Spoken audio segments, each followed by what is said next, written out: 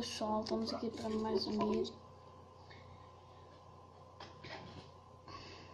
Eu estou a fazer um vídeo, não sei porquê. Eu estava na cama. Peraí, eu estava na cama. Bem, ó. Estava na cama e pensei, não tenho nada para fazer. Vou fazer um vídeo. Apeteceu. E já agora, ao Diniz, espero que tenha gostado da intro. Que eu disse que ia fazer uma intro com ele e fiz. Agora, eu fiz um vídeo random, não sei o que é que vou falar. Deixa-me ver aqui.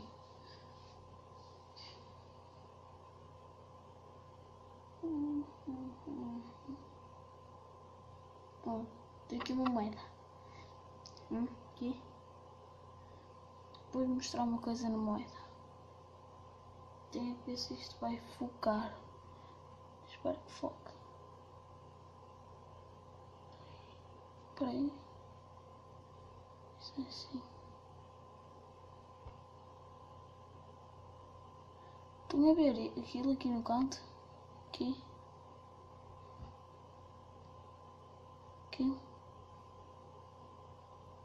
que é que vos parece? Ai, os filhos da puta são fodidos. O que é aquilo ali no canto da moeda? Boiola. Pessoal, eu vou ver se amanhã. Tipo, amanhã tem escola. Podem ver aqui uma hora. E aí que está a segunda, peraí. Aqui.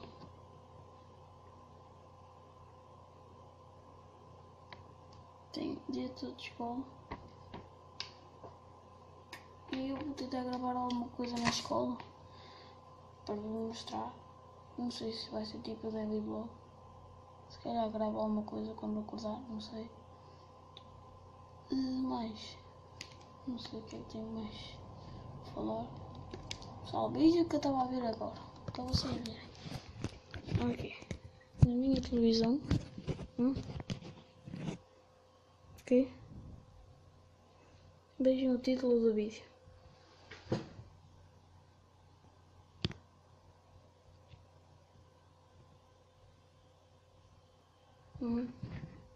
Eu não passou tudo, mas é Counter Strike. O que você precisa de saber para não ser um